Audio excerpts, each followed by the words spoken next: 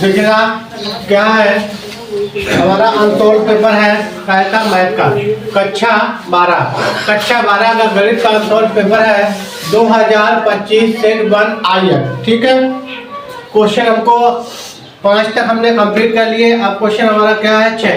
Question number 6 दिया गया है। 6 का कहा है, पहला क्वेश्चन है यदि f(x) बराबर -2 यदि x का मान इक्वल टू -1। ठीक है, ये 2x यदि x का मान कितना होगा -1 से बड़ा और 1 से छोटा, सॉरी हाँ -1 से बड़ा और 1 से क्या है छोटा है उसके बराबर। अब अगला क्या दिया गया है, यदि x ग्रेटर देन 1। ठीक है, तो ये 3 कंडीशनें दी गई हैं। अब हमको तीनों कंडीशनों पर इसको चेक करना है। क्या कह रहा है, x बराबर 1 पर तथा x बराबर -1 पर और x बराबर 1 पर फलन के संसद की जांच कीजिए। आपको जांच करके बताना है कि यह फलन संसद है कि नहीं। ठीक है, ये हमको बताना है। अब देखिएगा तो हम एक एक करके जांच कर लेते हैं। क्या है हल, एक एक करके जांच कर लेते हैं। हमको फलन दिया गया है f(x) बराबर कितना, सॉरी पहले हमें किस पे चेक करना है, तो हम x बराबर -1 पे चेक कर लेते हैं। x बराबर -1 पर, अब x बराबर -1 तो कौन सा फलन आएगा, ऊपर वाला बेटा आएगा x बराबर -1, क्योंकि ये कहता है x का मान -1 के बराबर हो या फिर -1 से कैसा होगा, -1 से छोटा हो। कह रहा है कि नहीं, x का मान -1 के बराबर हो या फिर उससे छोटा हो। ठीक है, अब यहाँ पे फलन तो आ जाएगा आपका कौन सा, f -1 जब रखोगे तो फलन होगा -2। ठीक है बेटा, अब देखिएगा क्या है, अब हम निकाल लेते हैं लेफ्ट हैंड लिमिट। क्या निकाल लेते हैं, लेफ्ट हैंड लिमिट, और f -1 -0 बराबर लिमिट h टेंड्स टू 0। ठीक है बेटा, h -1 और माइनस के h। ठीक है, अब यहाँ पे आपको देखिएगा कि कौन सा फलन होगा, क्योंकि लेफ्ट हैंड लिमिट है, ये कहता है कि x का मान -1 से भी कुछ घट रहा है, तो कह रहा है कि x का मान -1 से क्या हो रहा है, कम हो रहा है, तो फलन कौन सा होगा बेटा, ऊपर वाला हो जाएगा। ठीक है, तो फलन हमारा होगा लिमिट h टेंड्स टू 0 और -2। ठीक है, अब इसमें h आया नहीं तो लिमिट लगाने की आपको आवश्यकता है, क्या आ जाएगा -2 मान हो जाएगा। ठीक है, इसके बाद राइट हैंड लिमिट निकालें। क्या निकालें, राइट हैंड लिमिट, तो f -1 + 0। ठीक है, बराबर लिमिट h टेंड्स टू 0 और f -1 + h। ठीक है बेटा, अब देखिएगा क्या है कि -1 में कुछ जुड़ रहा है, -1 में क्या हो रहा है, कुछ जुड़ रहा है, और कुछ जब जुड़ेगा तो फलन कौन होगा, तब आपका वह चेहरा -1 से यदि बड़ा हो जाए तो फलन कौन आएगा, 2x आ जाएगा। तो यहाँ पे आ जाएगा लिमिट h टेंड्स टू 0। ठीक है, और ये आ जाएगा 2 और -1 + h। ठीक है बेटा, अब इसका अंदर यदि हम गुणा कर दें तो क्या आ जाएगा, लिमिट h टेंड्स टू 0 -2 और +2h। लिमिट लगा दो तो -2 + 2 × 0 बराबर कितना आ जाएगा, -2 आएगा। ठीक है, तो देखिएगा तीनों कंडीशन पे क्या आ रहा है, बराबर आ रहा है, तो क्या हो जाएगा, x बराबर अतः x बराबर -1 पर फलन क्या है, संसद है, किसमें, x बराबर -1 पर तो हमने फलन संसद चेक कर लिया। अब हम किस पे देख लेते हैं, 1 पर। ठीक है, तो x बराबर 1 पर, अब देखो x बराबर 1 तब फलन क्या होगा, तो जब x का मान 1 के बराबर हो या 1 से छोटा हो तब फलन ये आएगा। ठीक है, तो क्या करेंगे हम f(x) फलन कौन आएगा f(1) बराबर नीचे वाला, तो 2(1) बराबर कितना देगा बेटा 2 आएगा। ठीक है, अब लेफ्ट हैंड लिमिट निकाल लो, तो लेफ्ट हैंड लिमिट क्या आएगा बेटा, देखिएगा f(1 + 0) बराबर limit h tends to 0, h tends to 0 f sorry minus से घटेगा, क्या आएगा f(1 - h) आएगा। ठीक है, 1 माइनस क्या आएगा बेटा h आएगा। अब इसका मान देखिएगा 1 से कुछ घट रहा है, 1 से क्या हो रहा है कुछ घट रहा है। अब 1 से जब कुछ घटेगा तो फलन कौन सा होगा, जब 1 से कुछ घट रहा है 1 से छोटा होगा तब 2x होगा कि नहीं होगा।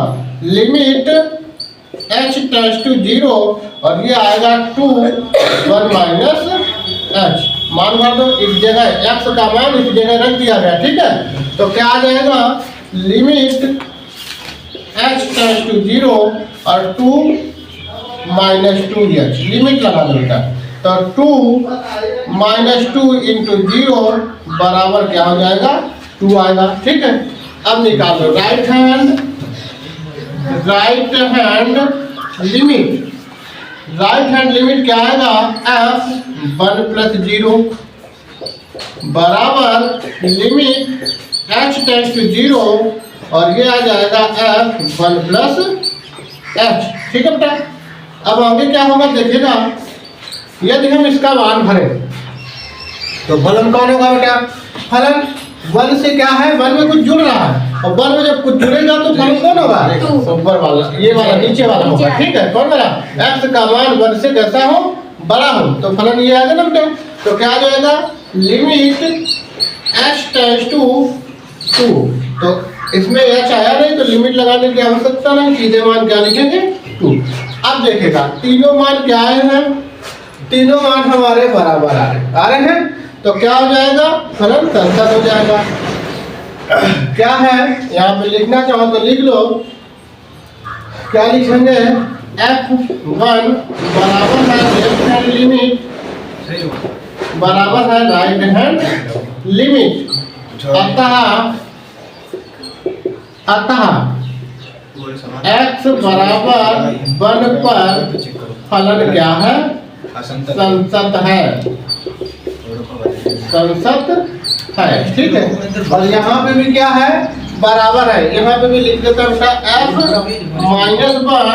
बराबर लेफ्ट हैंड लिमिट और बराबर है क्या राइट हैंड, जिस कारण ये क्या था x बराबर -1 पर संतत था। ठीक है, देखेगा क्या है क्वेश्चन अपना, क्वेश्चन नंबर 6 का हमने कहा कर लिया, अगला क्वेश्चन 6 का था है, क्या दिया गया है 3 सदिश a, b और c प्रतिबंध a + b + c बराबर 0 को संतुष्ट करते हैं यदि a का मापांक हमको दिया गया 3 और b सदिश का मापांक 4 और c सदिश का मापांक 2 हो, तो a.b सदिश प्लस b सदिश डॉट c सदिश प्लस c सदिश डॉट a सदिश का मान ज्ञात कीजिए। इसका आपको मान ज्ञात करना है। ठीक है, तो आपको दिया क्या गया है, देखो दिया बेटा a सदिश का मापांक 3 है, b सदिश का मापांक 4 है और c सदिश का मापांक 2 है। ये है, इसके बाद एक घटना और है a + b + c सदिश बराबर 0 दिया गया है। अब यहाँ पे क्या करो, दोनों पक्षों का क्या कर दो वर्ग कर दो, दोनों पक्षों का वर्ग करने पर, ठीक है बेटा वर्ग कर दीजिएगा तो a सदिश प्लस b सदिश प्लस c सदिश, ठीक है, का होल स्क्वायर बराबर 0 का स्क्वायर। ठीक है, अब यहाँ पे क्या आएगा, यदि इसका होल स्क्वायर खोलो तो a सदिश का स्क्वायर प्लस b सदिश का स्क्वायर प्लस c सदिश का स्क्वायर प्लस ए सदिश डॉट बी सदिश प्लस, सॉरी यहाँ पे 2 हो जाएगा, क्या आएगा 2 ए सदिश डॉट बी सदिश प्लस 2 बी सदिश डॉट सी सदिश प्लस 2 सी सदिश डॉट ए सदिश बराबर। अब जीरो का जब वर्ग करोगे तो क्या आएगा बेटा, जीरो ही आएगा। ठीक है, इसके बाद क्या है, ये आप याद रखें, चूंकि यहाँ पे लिख देते हैं, चूंकि ए सदिश के स्क्वायर को हम क्या लिख सकते हैं, उसको लिख सकते हैं ए सदिश के मापांक का स्क्वायर। ठीक है, इसको भी लिख सकते हैं। तो इसके मान को यदि यहाँ पे भर दें तो क्या आ जाएगा, ये लिखा जा सकता है ए सदिश के स्क्वायर का मापांक प्लस बी सदिश के स्क्वायर का मापांक प्लस सी सदिश के स्क्वायर का मापांक प्लस 2 सभी से क्या यहाँ से कॉमन ले लो, तो ए डॉट बी सदिश प्लस बी डॉट सी सदिश प्लस सी डॉट ए सदिश। ठीक है, बराबर 0।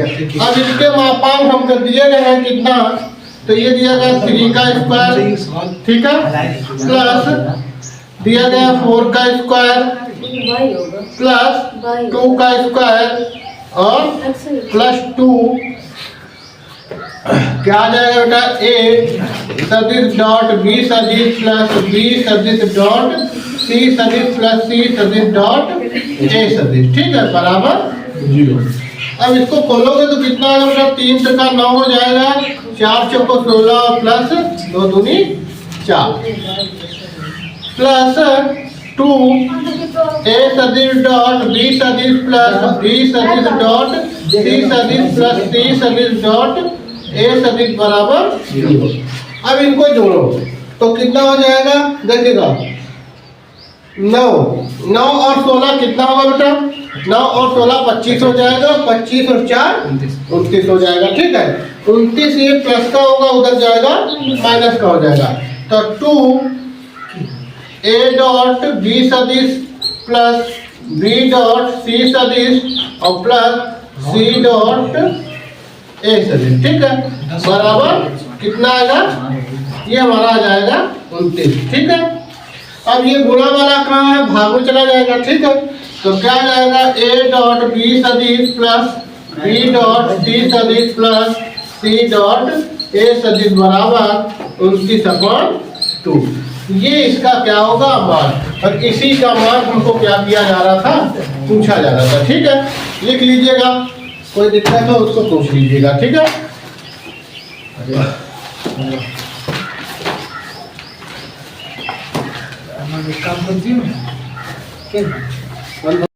क्या है, इसके आंसर में ये प्लस का इधर जाएगा, इधर प्लस का था इधर जाएगा माइनस का आएगा, तो ये आपका आंसर होगा। ठीक है, अब आगे क्वेश्चन नंबर हमने 4 का कहाँ तक कर लिया है, सॉरी 6 का हमने कहाँ तक कर लिया। अगला क्वेश्चन 6 का क्या है, गाढ़। ठीक है, अब आगे हमको क्या करना है, दिया गया क्वेश्चन देखिएगा बोर्ड पे, हवा के एक बुलबुले की त्रिज्या 1/2 सेंटीमीटर प्रति सेकंड की दर से बढ़ रही है।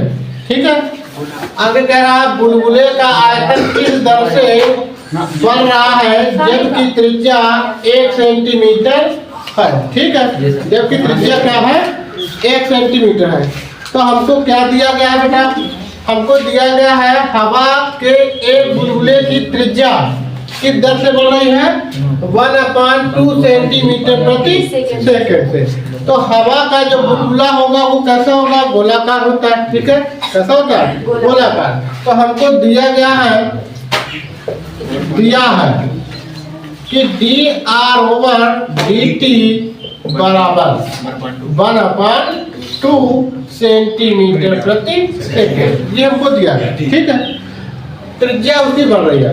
अब जब त्रिज्या बढ़ रही है तो उसका आयतन भी बढ़ेगा, और हवा का बुलबुला होता है वो गोलाकार होगा। ठीक है, तो गोले का आयतन पहले हम लिख देते हैं, गोले का आयतन या गोलाकार बुलबुले का आयतन, गोलाकार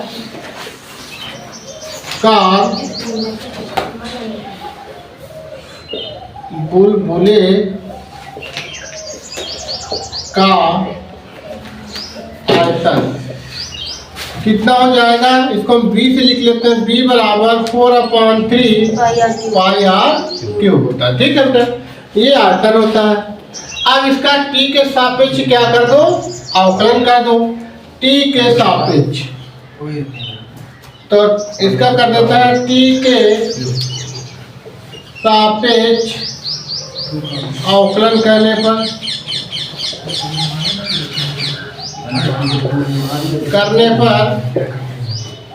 dv/dt बराबर 4/3 पाई, ये तो नीता इसको बाहर कर लिया है, d/dt r क्यूब। अब इसका क्या हो जाएगा?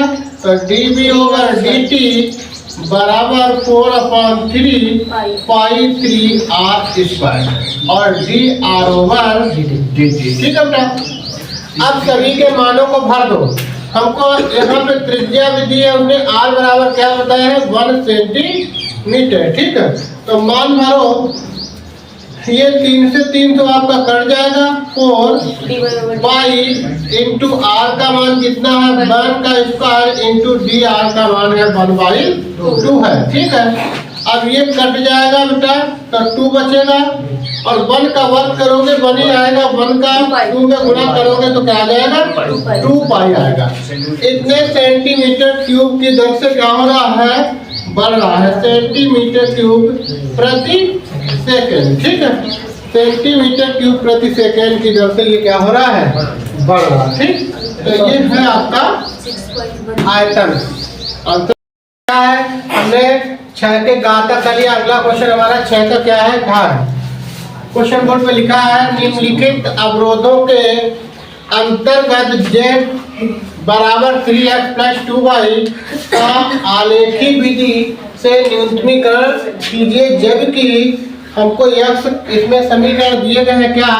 x + y is greater than equal to r, और दूसरा समीकरण है 3x + 5y क्या दिया गया है? लेस देन इक्वल टू 15, और अगला समीकरण दिया गया है x 0 और y, ये हमको दिए गए। ठीक है, अब हमको इसका क्या बताना है? न्यूनतमीकरण बताना है। तो देखिएगा हल इसका, पहले हम पहला समीकरण ले लेते हैं, x + y less than equal to 8। इसको समीकरण 1 मान लें, और इससे ग्राफ कैसे बनाएंगे? पहले हम इसके बिंदु लिख लेते हैं। तो x + y, इसको इक्वल में लिख लो 8। x का या y का मान हम क्या करते हैं? निकाल लेते हैं। y बराबर 8 - x को उधर लेंगे। ठीक है, अब हाई स्कूल में जैसे ही आप करते थे वैसे ही यहाँ पे भी कर लेंगे। इस प्रकार से x और y बिंदुओं को भरो। तो एक बार हम x का मान 0 रख देते हैं, तो y का मान कितना आएगा बेटा? 8 आएगा, और x का मान 8 रख दें तो y का मान कितना आ जाएगा? 0 आ जाएगा। इस रेखा के बिंदु ये हो जाएंगे। दूसरी रेखा हमारी क्या है? 3x + 5y बराबर लेस देन इक्वल टू 15, समीकरण सेकेंड ले लेते हैं, और ये क्या है? 3x + 5y बराबर 15 इक्वल में लिख लेते हैं, और इसको क्या करते हैं? उधर ले जाते हैं, तो क्या आएगा बेटा? 5y 15 - 3x, और y बराबर आ जाएगा 15 - 3x अपॉन 5। इनके बिंदुओं को निकाले तो क्या आएगा? देखिएगा, ये x हो गया, ये y। अब x का मान यदि हम 0 रखते हैं, x का मान कितना रखते हैं बेटा? 0, तो ये तो पूरा 0 हो जाएगा, और यहाँ पे कितना बचेगा? देखिएगा, 5 का 15 में बचेंगे, 15 ऊपर बचेंगे, और भाग देंगे इसका तो कितना आएगा? 3 आ जाएगा बेटा। अब हम x का मान 5 रखते हैं, तो 5 से 15 कट जाएगा, दोनों ये घट जाएंगे, 0 आएगा, और 0 में किसी का संख्या का भाग दोगे तो क्या आएगा बेटा? 0 आ जाएगा, ये 0 हो गया। ठीक है, ये बिंदु आएंगे, ये x बराबर 0 है और ये y बराबर 0 लिख सकते हैं। ठीक है, अब आगे क्या है? ग्राफ इसका यदि बना है, तो ये मान लीजिए हमारे पास क्या है, ये x अक्ष है और ये y अक्ष है, ठीक है। बिंदुओं को, ये तो हमारा मूल बिंदु होता है, 0,0 होता है, ठीक है। इसके बाद क्या है कि पहली रेखा के यदि ग्राफ बना है तो क्या हो जाएगा 8 तक। यहाँ पे क्या है, इसको मान लो 1 है, ये 2 है, 3, 4, 5, इसको थोड़ा और बड़ा कर लें, 6, 7 और 8, ये है गया, ठीक है। ये क्या होगा 1, 2, 3, 4, 5, 6, 7 और ये मान लो हो गया हमारा 8, ठीक है। ये वाला पॉइंट तो देखिएगा क्या है, x का मान जब 0 है, मतलब x का 0 x पे जाना है, तब y का मान कितना है 8 है। y का मान कितना है, इसको हम थोड़ा ऊपर कर लेते हैं,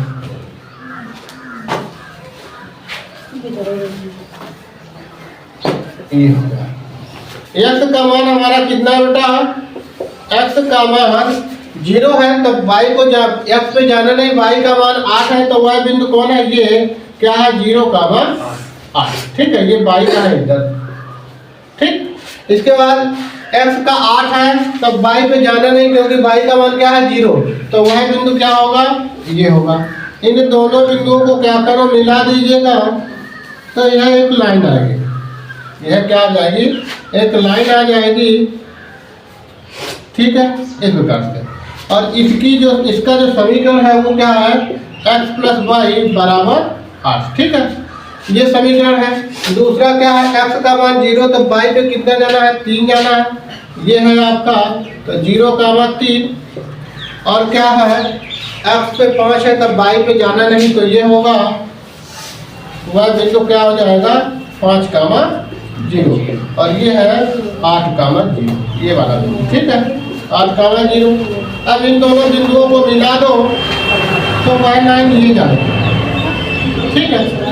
अब इनके क्या है, इनका क्षेत्र चेक करना है कि किस लाइन का कौन सा क्षेत्र है। तो यहाँ पे हम अलग चेक करके इस लाइन का देख लेते हैं। मूल बिंदुओं को रखते हैं इस रेखा पर, कौन सी रेखा, ये जो ऊपर रेखा बनाई है, x + y क्या है, ग्रेटर देन इक्वल टू 8। अब यहाँ पे मूल बिंदु रखो 0 + 0, तो क्या है 8। अब यहाँ पे देखो 0, इनको जोड़ोगे तो 0 आएगा। 0 क्या 8 से बड़ा होता है, नहीं होता, तो इस लाइन का जो क्षेत्र होगा वो इसकी तरफ नहीं होगा, क्योंकि बड़ा नहीं होता, इधर होगा, बाहर की ओर हो जाएगा। इसका क्षेत्र कहाँ होगा, बाहर की ओर होगा, ठीक है बेटा। अब दूसरी जो रेखा हमारी है वो क्या है, ये रेखा, इसका समीकरण इधर लिख देते हैं, कितना है, इसका समीकरण है 3x + 5y और < 5, ये है। इसमें यदि हम चेक कर लें इसका, तो 3x + 5y 15, यहाँ पे रखो 0 है, इसका 0 रखेंगे मूल बिंदु, तो ये भी 0 हो जाएगा, ये भी 0, और ये क्या आएगा देखिएगा, कह रहा है कि 0 15 से क्या होता है, बड़ा, बराबर तो नहीं होता, लेकिन 0 से 15 कैसा होता है, बड़ा होता है, ठीक है। तो ये बात सत्य है।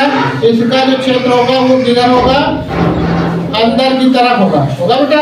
इसका जो क्षेत्र होगा वह अंदर की तरफ होगा।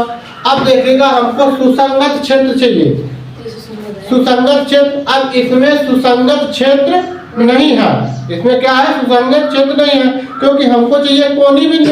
अब कोणीय बिंदु तो यहाँ निकालना संभव है नहीं, क्योंकि सुसंगत क्षेत्र आया नहीं है, ठीक है। तो यहाँ पे आप लिख लो क्या, अतः सुसंगत क्षेत्र नहीं है, जिस कारण इस समस्या का हल नहीं किया जा सकता, ठीक है। क्या लिखोगे, अतः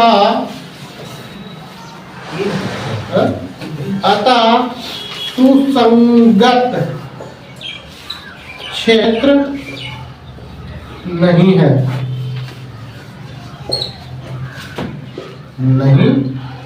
सुसंगत क्षेत्र नहीं है, इसलिए न्यूनतमीकरण नहीं, या सुसंगत क्षेत्र नहीं है, इसलिए इसका हल नहीं है।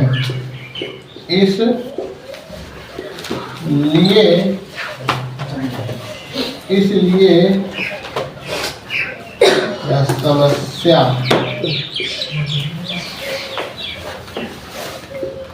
का हल नहीं है।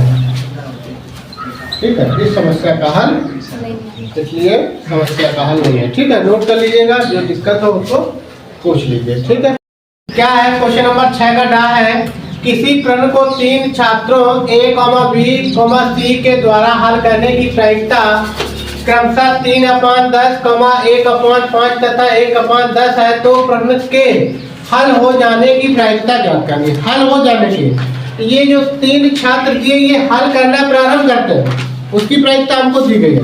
लेकिन जब हल हो जाएगा तो हल हो जाने की प्रायिकता हमसे पूछा है, तो क्या दिया गया है, हल करते हैं हम, जो हमको दिया गया उसको लिख लेते हैं।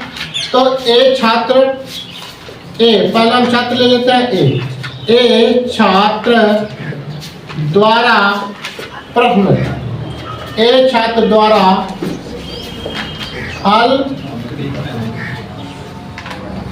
ए छात्र द्वारा प्रश्न को हल करने की प्रायिकता, ए छात्र द्वारा प्रश्न को हल करने की प्रायिकता,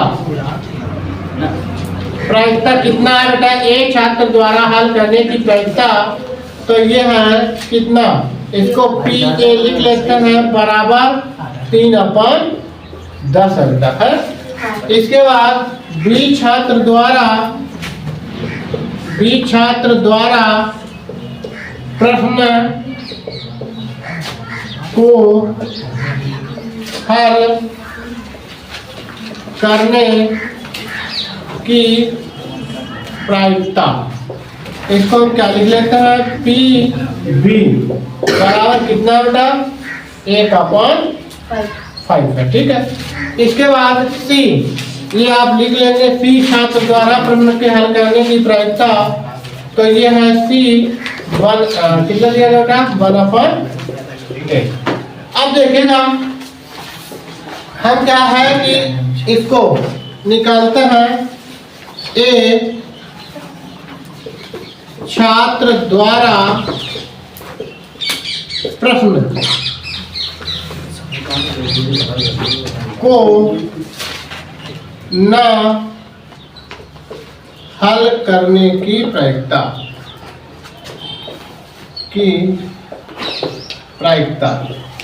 ठीक है, जिसको हम क्या लिखेंगे, पी ए डैश। अब पी ए डैश कैसे निकालेंगे, तो दोनों घटना है, हल करने की प्रायिकता, ना हल करने की प्रायिकता का योग कितना होता है, 1 होता है। ठीक है, अब जो हल नहीं कर पा रहे, ठीक है, उसका क्या हो जाएगा, तो 1 - पी ए, इसको घटा दो इससे, तो इसमें मान भरेंगे तो क्या आएगा बेटा, देखिएगा 1 - कितना आ जाएगा, इसका मान 3/10।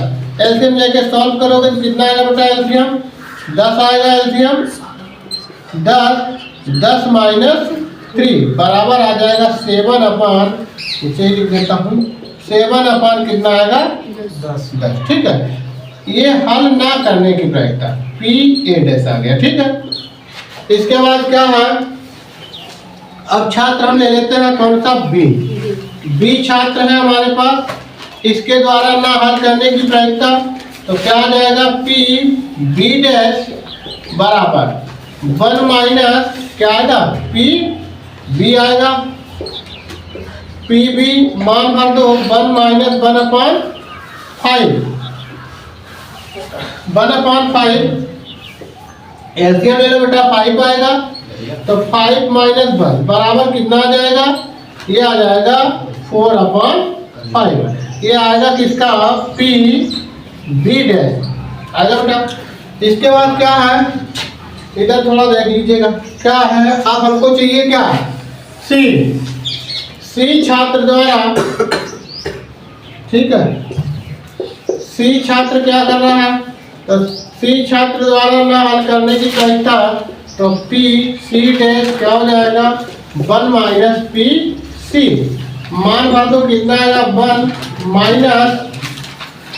1/10, इसके नीचे भी एक मान लो, एलसीएम लोगे तो कितना आएगा, 10 - 1 बराबर 9/10 हो जाएगा। ठीक है, अब यहाँ पे क्या करें, गुणन नियम लगा दें तो क्या आ जाएगा, ना हल करने की प्रायिकता क्या हो जाएगा, तो इसको लिख लेंगे क्या,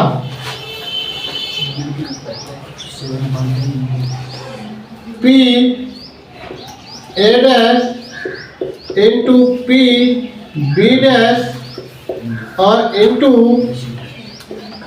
पी सी डैश। मान भर दो बेटा, कितना आ जाएगा, तो मान भर देंगे तो ये आ जाएगा हमारे पास कितना है बेटा, देख लीजिएगा 7/10 इंटू 4/5 इंटू कितना है बेटा, 9/10। ठीक है, इसको काट दीजिएगा तो देखिए कट जाएगा, कितना आएगा, 2 आ जाएगा, ये 5 आ जाएगा। ठीक है, गुणा कर दो यहाँ पे कितना आ जाएगा, 9 दूनी 18, 18 सत्ते कितना आएगा, 18 सत्ते कितना होगा बेटा,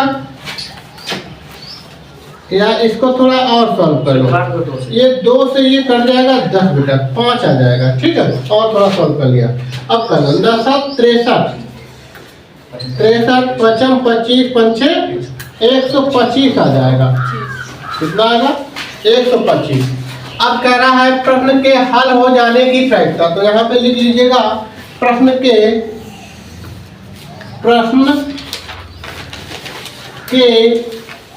हल हो जाने की प्रायिकता, और ये क्या थी, प्रश्न के ना हल हो पाने की प्रायिकता। ठीक है, प्रश्न के ना हल हो पाने की प्रायिकता, और हमने निकाली है प्रश्न के हल हो जाने की प्रायिकता निकालना है। तो क्या करेंगे, 1 माइनस 63 इसको घटा देंगे 125, जैसे ये घटाया फार्मूला लगा के, ठीक है, वैसे इसको घटाएंगे तो क्या आ जाएगा बेटा, ये आएगा, एलसीएम ले लो तो 125 एलसीएम आएगा, 125 माइनस 63 घटा दो बेटा, कितना बचेगा, इसको घटाओगे तो ये आएगा हमारा कितना, 2 और 6 62/125, ये क्या है, इसका आंसर होगा। ठीक है, 62/125 प्रश्न का आंसर आएगा।